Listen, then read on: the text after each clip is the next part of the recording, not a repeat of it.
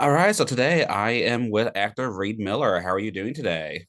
I'm doing great. How about yourself? I'm well, thank you.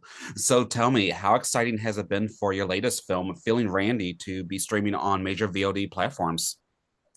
Very exciting. This film was a labor of love Mhm. for everybody involved. It was definitely an uphill battle. I mean, as it is typically for a lot of indie projects. Mhm. Um, but especially for this project because it was just such a deeply intimate, deeply personal story for Dean, our director. Mhm. It was an uphill battle in the sense of, as a actor, um, the weight is there. Yeah.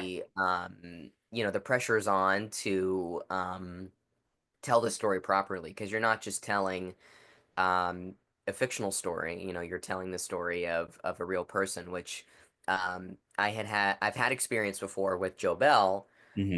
telling the story of Joe and Jaden Bell. Um, but I mean, honestly, it was just such a wonderful experience.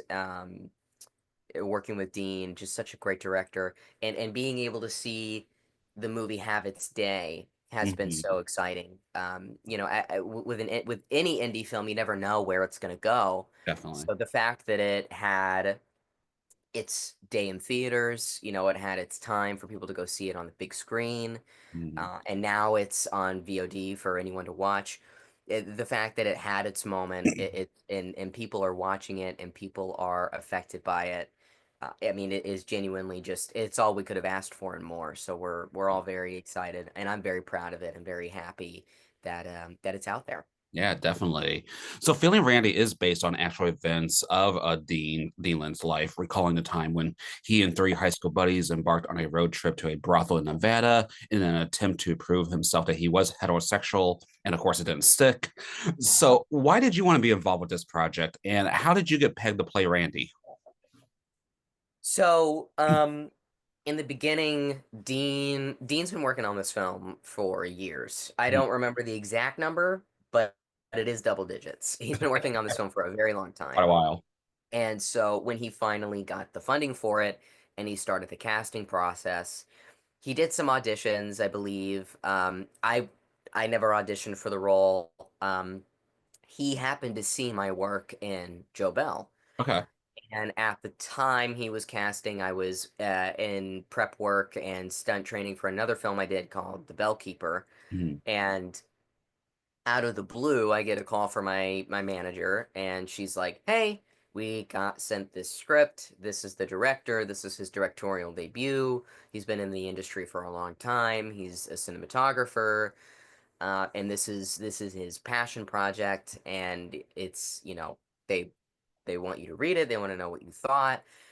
And when you hear that as an actor, that's kind of the dream scenario, Yeah. where Mhm. if you're not like Matt Damon or Brad Pitt or all of these any of these other A-listers who just get offered roles left and right. It's definitely you're very blessed when that happens. So I was already very excited to see what the project entailed.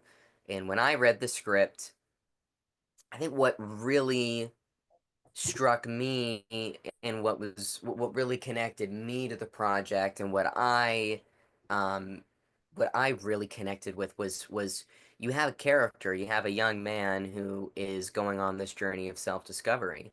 And Mhm. I think that's something anybody can relate to. Yeah. Um and what self-discovery in any way, really, is discovery of um your sexual orientation, who you identify as, um, even self-discovery of just who you are as a person Yeah. and what you want to do with your life. And so that struck me in a way that I was like, oh, this is a story that anybody can relate to. Hmm. And I think that that was the biggest thing for me. Second to that was definitely being a part of another biopic. And I think it's kind of hard to call it a biopic because it is still a fictional story with a lot of real elements. Yeah. Yeah. But biopic definitely in the way that this is Dean's story. Hmm. And so after I read the script, I also found that I really connected to Randy just in who he was. I very much grew up similarly to him in the sense of I used to be very reserved Hmm. and um, kind of protective of myself, very quiet. And I understood that. And I also understood being confused as to who you are and who you Yeah. want to be. And so all that stuff really connected me to the material. But then it wasn't until I would say 2 or 3 days later when I met Dean and the producer over Zoom, and we were able to actually talk about the script, Hmm. talk about the character, talk about the movie that they wanted this to be and what I got out of it in terms of the script when I read it. And we were all just saying the same thing. Hmm. And it's rare that you meet a director or you meet another creative, a potential collaborator that you're immediately on the same page. It's just Yeah, like a definitely. light switch. Hmm. So after that, I mean, it was pretty much a done deal. We just both knew, hey, I want to make this movie with you. You want to make this movie with me. Let's just go do it. So Yeah. we just went and did it, and I even had a little bit of a hand in the casting process as well. Nice. Just helping find the Kitty Boys and Randy's team of misfits. And I mean, it was just such a great opportunity. It was so collaborative, and it really was again a labor of love, and I think it really shines and shows through the film Yeah, in the definitely. final product. Yeah, I agree. Definitely. Yeah, I mean, since the film is directed by Dean, this is based on his life, and you're playing this character that's supposed to be based off Dean's life. Did he give you some tips on how certain things should have been done, or did he pretty much give you free reign with the character? So it's interesting when I did Joe Bell, that was a very different situation where I was playing, a young man who had suffered, who had been through um, just a myriad of abuse Hmm. uh, and misunderstanding, and so with that story, I very much like his mother, his real life mother was involved, his brother was involved. So with that, I was very much sticking to who he really was, and trying to be as authentic to who he was as possible. With Hmm. Randy, I use that as an example because with Randy, it was a completely different situation where in the very beginning, Dean had a few notes before we started filming, like, hey, these are just a few things to be aware of. But when we were filming, and honestly, even like the day before filming, he just was like, just do it. Just Hmm. do you, do what feels right. And I trust your gut, which I Hmm. think is a good thing and a bad thing in the sense of I think that Dean had a very specific idea in his head, and I think he just knew that I could do it, and he trusted me with that. Hmm. And I think that terrified me because it definitely upped the pressure of, okay, he believes in me enough that he's just kind of giving me free reign here. Yeah. And making the character my own, and that was important was, is this character something that I'm going to craft, or am I playing you? Am Hmm. I bringing you to life when you were this character's age? But no, it really was just free reign in that sense. I can't say the same with Jonathan or Marguerite or some of the other characters because Dean had such a specific way that he wanted them portrayed. And I just think Hmm. like Jonathan, Marguerite, and Tyler and everybody, Blaine did such a incredible job Yeah. doing exactly what he envisioned. And I Hmm. think they also really helped guide me through their performances, especially Jonathan and Marguerite. Um, Helped me stay on track in a way. Hmm. Because when you have that free reign, it can be easy to, I think, swerve left and right a little bit and maybe lose focus Hmm. uh, of the character. I think it can be a little bit. So I think having Marguerite and Jonathan as an example again, having them there really truly helped me identify more of Randy, Yeah. so that by the time that I did, work with the Kitty Boys and we did all this stuff at the Kitty Ranch, we did that stuff later on in the process. So by the time I got there, I had found it. I had found Randy. So um, yeah, I think it really was like crafting my own version of Randy while Hmm. also having that assistance from like Jonathan and Marguerite and of course Dean. Yeah. But yeah, I mean it was just again a very collaborative experience. Yeah, that's awesome. So, is was this the first time you have done a project this sexually expressive and also playing a queer character? Yes and no. Yeah. I've played characters a part of the LGBTQ community before. Mhm. Um, I played Jaden Bell and Joe Bell, who was a real young man who lived in Breathe. He lived in La Grande, Oregon. Mhm. Um, he was openly gay, Okay. and due to the bullying and misunderstanding from his father, he took his own life. Okay. So I played him. And before that, literally like around the same time I filmed Joe Bell, right before I filmed that, I also played a gender fluid character on the show You Okay. for a small period, as well as a young man who was a part of the LGBTQ community on The Fosters when I was around 16. So it definitely wasn't my first rodeo.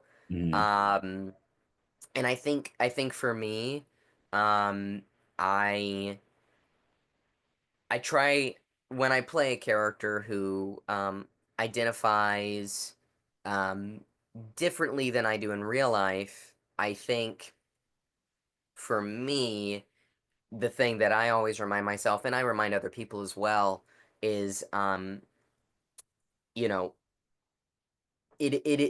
I'm playing a character. I'm playing someone that isn't me. Yeah. Um, and in a way, I think I was able to bring something very unique to those characters because I still have a lot of elements about myself and about my past that do line up with those Hmm. things and do identify with those things that no one knows about or things that only very people close to me know about.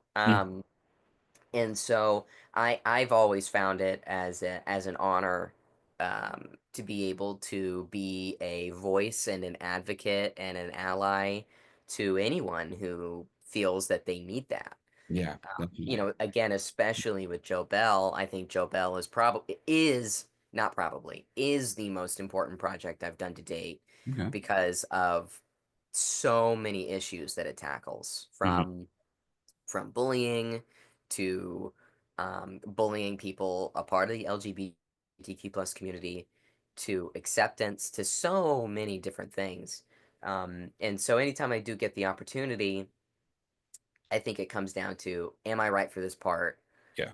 And what do I feel like I can bring to this part that is going to be special and is Mhm. going to affect people and touch people in a way that would be positive. Definitely. Well, with feeling Randy, what was your biggest takeaway from that experience? I think my biggest takeaway from that experience was definitely to continue throughout my career doing the little projects. Yeah. And obviously not filling my career with only smaller projects, but as I continue to do bigger and bigger things, I always want to make space and room and time for smaller projects that really genuinely affect me and touch me and make me feel like there's something really interesting here. Hmm. Um, because I think it's easy to get distracted with the big dollar signs and the big names attached to certain projects. Yeah. And not that I don't love those projects. I want to play a Marvel superhero one day or a DC superhero, and I want to I want to be an action star. Like those are things I want to do. Mhm. At the same time, I want to continue to make time to do the big things as well as still having time to do the smaller things. Because Feeling Randy was such a special experience that I think is rare Yeah. outside of the independent world. Hmm. Um, and I want to continue to essentially be able to do both, to do some indie projects here and there, as well as continue to do the um bigger budget, more mainstream Yeah. stuff. Okay. So I think just that's what I took from it was just always making time to do like indie passion projects, Yeah. even if they're things that I'm writing or things that I'm directing. Awesome. And what do you ultimately hope audiences take away from Feeling Randy? I hope that people take away that it's never too late to accept and be who you want to be. Hmm. You know, Hmm. I think that there are so many people, thousands, millions of people who probably know who they really are and maybe they hide it. You know, maybe Yeah. they're too afraid of um of not being accepted. And I hope this movie shows that um it's so important to accept who you are.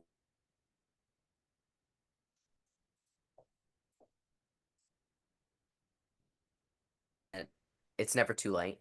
Hmm. It's never too late to go on that journey.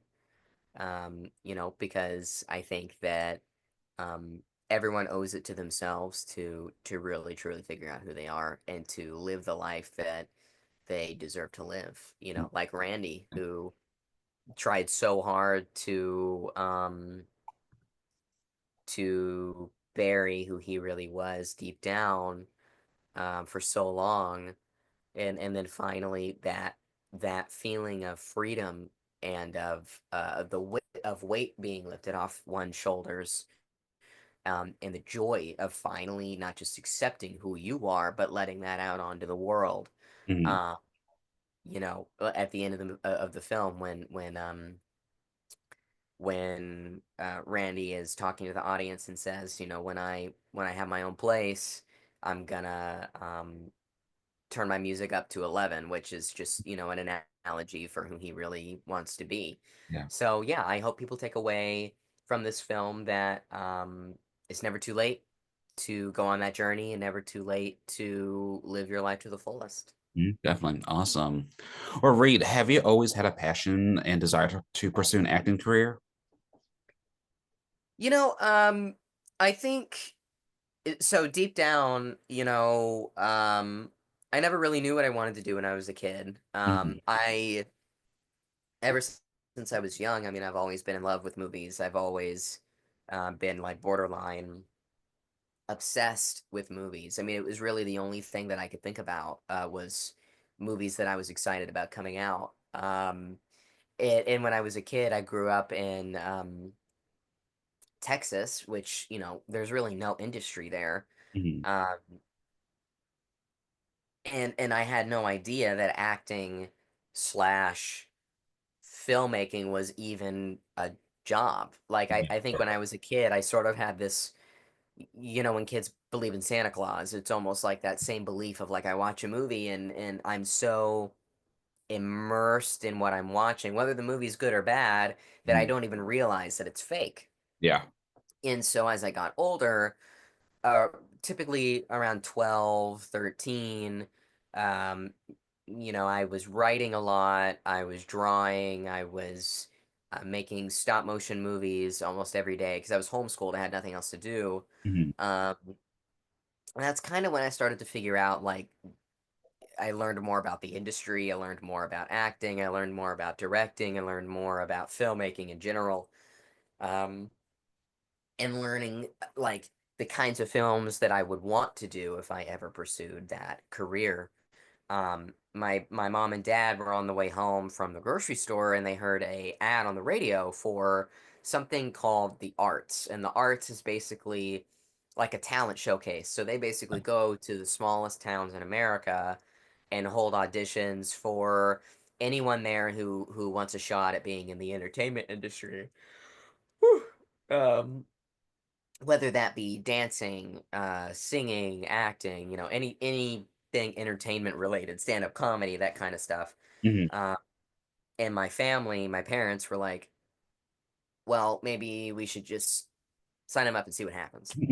And I, being 13, still not really understanding what I was doing.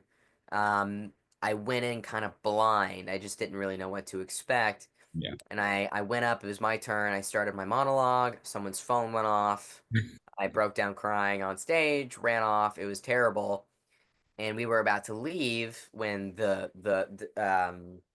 one of the people who ran the arts was like, "Hey, we know he didn't get to finish his monologue, but if you guys could stay till afterwards, we'd like to talk to you guys." Hmm. And we stayed, and I mean, we were there for I don't know, like 7, 8 hours, Oh. waiting for everyone to audition. I mean, it's basically like America's Got Talent, Yeah. like imagine all those people in a hotel, Hmm. uh, waiting to go in and audition is what it was like. Uh, and so after that, we met with them. They were like, "Look, of the monologue you did, we were really impressed. We think you have a lot of potential. Um, it typically costs a lot of money to move forward in the process, Hmm. but we want to give him a scholarship. We want him to be a part of the arts and to do the show. Basically, they have a showcase in Orlando, Florida, about a year later. But before then, every Sunday, everyone meets up and they go through training beforehand. Okay. Okay. So they were like, we want to put him through the classes, yada, yada, yada. So I did it. I performed at Orlando, Florida a year later, and I got an agent and a manager. And then my career just kind of started from there. Okay. But to answer your question, I honestly didn't ever really know Hmm. what I wanted to do until I was probably 15 or 16 after even doing this for a couple of years. Yeah.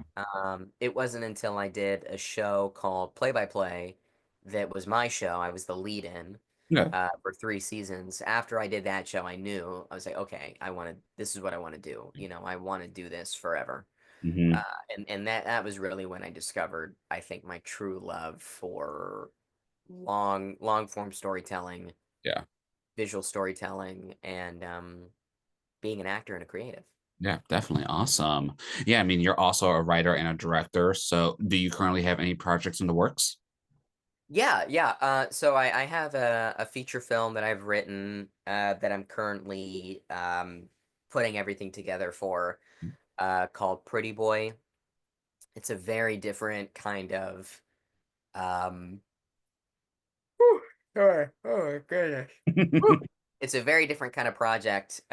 It's very, very, very, very intense. And I've sort of described it as a gender dysphoria horror film. Okay. I mean, Okay. it's pretty horrific, but I'm very excited. It's a project that I'll star in. I'm kind of bouncing back and forth on if I will also direct it, Okay. um, because the role that I wrote for myself to play, uh, it would be completely all encompassing. So I think it would probably be best if I just act in it.